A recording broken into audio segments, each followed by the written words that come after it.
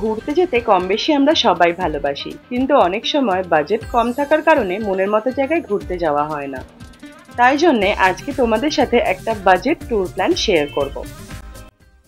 আমি Priyanka, welcome back to a new video. যেমনটা তোমরা জানো, রিসেন্টলি আমরা 3 নাইট 4 ডেজের ট্যুর প্ল্যানে ইস্ট সিকিম ঘুরতে গেছিলাম। তো সেই পুরো ট্রিপটায় আমাদের Kolkata to Kolkata per head total কত খরচা হলো সেই পুরো ডিটেলসটা আজকে তোমাদের সাথে শেয়ার করব। তো চলো বেশি দেরি না করে ভিডিওটা শুরু করা যাক। প্রথমেই বলে রাখি, কলকাতা থেকে নর্থ বেঙ্গল যাওয়ার অপশন কিন্তু প্রচুর আছে, বাস, ট্রেন, ফ্লাইট সমস্ত কিছু। আমরা ট্রেনে স্লিপার ক্লাসে জার্নি করেছিলাম বিকজ আমাদের বাজেটটা একটু টাইট ছিল। তোমরা চাইলে ফ্লাইট বা বাসেও যেতে পারো, কিন্তু সেটার ভাড়াটা কিন্তু ট্রেনের থেকে অনেকটাই বেশি।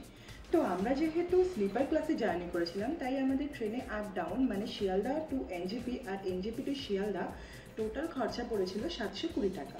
প্রথমে তোমাদেরকে আরও একটা কথা বলে দিই, সিল্ক রুট কিন্তু দুভাবে ট্যুর করা যায়। ফার্স্ট অপশন হচ্ছে হাফ সিল্ক রুট। যাদের সময় আর বাজেট দুটোই একটু কম আমাদের মতো, তারা হাফ সিল্ক রুট ট্যুর করতে পারো। সেটা সময় লাগে 3 নাইট 4 ডেজ। আর যাদের সময় এবং বাজেট দুটোই একটু বেশি আছে, তারা আরামসে ফুল সিল্ক রুট ট্যুর করতে পারো। সেটাই মিনিমাম 4 নাইট 5 ডেজ লাগে। এবার কেউ যদি কোনো জায়গায় এক্সট্রা 1 দিন কি 2 দিন থাকে, সেটা পুরোটাই তাদের উপর ডিপেন্ড করছে, কিন্তু 4 নাইট 5 ডেজে ফুল সিল্ক রুট ট্যুর হয়ে যায়। আমরা আজকে এখানে হাফ সিল্ক রুট মানে 3 নাইট 4 ডেজের প্ল্যানটা নিয়ে আলোচনা করব। কিন্তু তোমরা যদি চাও যে তোমরা ফুল সিল্ক রুটের একটা ট্যুর প্ল্যান চাও আর সেটায় কত কি খরচা হবে সেটাও জানতে চাও, তাহলে কমেন্টে জানিও, আমি পরের ভিডিওয়ে সেটা নিয়েও আলোচনা করব। কলকাতা থেকে এনজেপিতে পৌঁছে গেলাম। এবার আসি মেন খরচগুলোয়। আমাদের 7 সিটার বোলেরো বুক করা ছিল। তোমরা যারা 4 জন যাচ্ছ তারা 4 সিটার গাড়িও বুক করতে পারো, সেটাই খরচ 400 কি 500 টাকা কম হবে। আমাদের যেহেতু 7 সিটার বোলেরো বুক করা ছিল, তাই আমাদের এনজেপি টু এনজেপি খরচ পড়েছিল 3500 টাকা। এই 3500 টাকা কিন্তু পার ডে বেসিসে। আমাদের যেহেতু 4 দিন ঘোরাঘুরি ছিল, মানে এনজেপি থেকে এনজেপি টোটাল 4 দিনের আমাদের প্ল্যান ছিল, তাই আমাদের টোটাল খরচ পড়েছিল 14,000 টাকা। আর যেহেতু আমরা 4 জন ছিলাম, তাই গাড়ির খরচ পার হেড আমাদের পড়েছিল 3500 টাকা। যেহেতু গাড়িগুলো এনজেপি স্টেশনের পার্কিং এরিয়াতে থাকে, তাই প্রত্যেকটা গাড়িকেই 200 টাকা করে পার্কিং চার্জেস দিতে হয়। তাই সেটা আমাদের মাথাপিছু পড়েছিল 50 টাকা করে।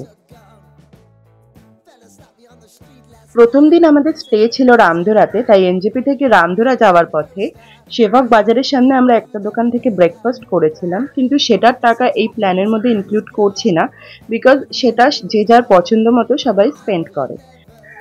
তো এবার আসি রামধুরার হোমস্টেতে। আমরা ছিলাম রামধুরার দেনথং হোমস্টেতে। তোমাদের যেমনটা দেখিয়েছি, এই হোমস্টের রুমগুলো বেশ ভালো, আর ব্যালকনি দিয়ে কিন্তু একটা দারুণ ভিউ দেখা যায়। রুমগুলো যেমন ভালো ছিল, সেরকম প্রত্যেকটা রুমে গিজার ছিল। আর এই হোমস্টেতে আমাদের ফুডিং লজিং মিলিয়ে পার হেড পার ডে খরচ পড়েছিল 1000 টাকা। ফুডিং এর মধ্যে ইনক্লুড ছিল সেই দিনের lunch, evening tea, evening snacks, সেই দিনের ডিনার, পরের দিনের মর্নিং টি আর ব্রেকফাস্ট।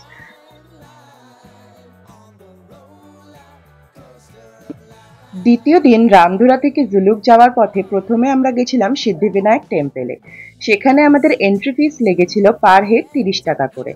আর তারপর সেখান থেকে আমরা চলে গেছিলাম রাংলি মার্কেট আমাদের ইস্ট সিকিমের পারমিট করানোর জন্য। আমাদের ট্যুর প্ল্যানে যেহেতু ছাঙ্গু লেক আর নাথুলা পাস ইনক্লুড ছিল না, তাই আমাদের পারমিটে খরচ পড়েছিল 800 টাকা। কিন্তু তোমাদের ট্যুর প্ল্যানে যদি ছাঙ্গু লেক আর নাথুলা পাস ইনক্লুড থাকে, তাহলে কিন্তু পারমিট খরচা 800-র বদলে 1000 কিংবা 1200 টাকাও লাগতে পারে। তো এই রাংলিতে আমাদের পারমিটের জন্য মাথা পিছু খরচ হয়েছিল 200 টাকা করে। পারমিট করিয়ে নিয়ে যখন লিংটাম চেকপোস্ট পেরিয়ে জুলুকের দিকে যাচ্ছিলাম, তখন পাদামচেনের কাছে একটা জায়গায় আমাদের 100 টাকা করে এন্ট্রি ফিস দিতে হয়েছিল পাইন ফরেস্টের জন্য। সে তুমি পাইন ফরেস্ট যাও বা না যাও, এই এন্ট্রি ফিসটা সবাইকেই দিতে হবে।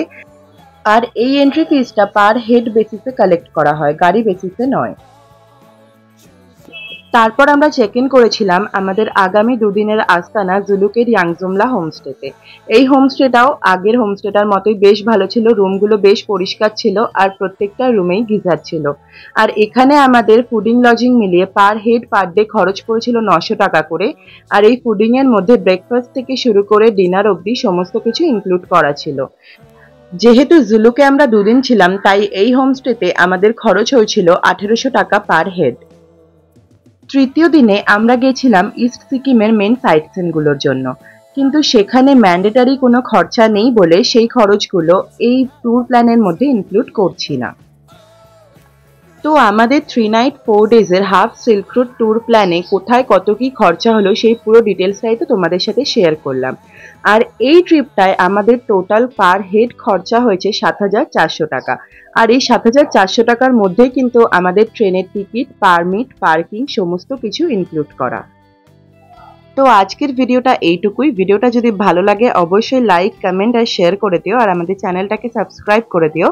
দেখা হচ্ছে পরের ভিডিওতে। টাটা।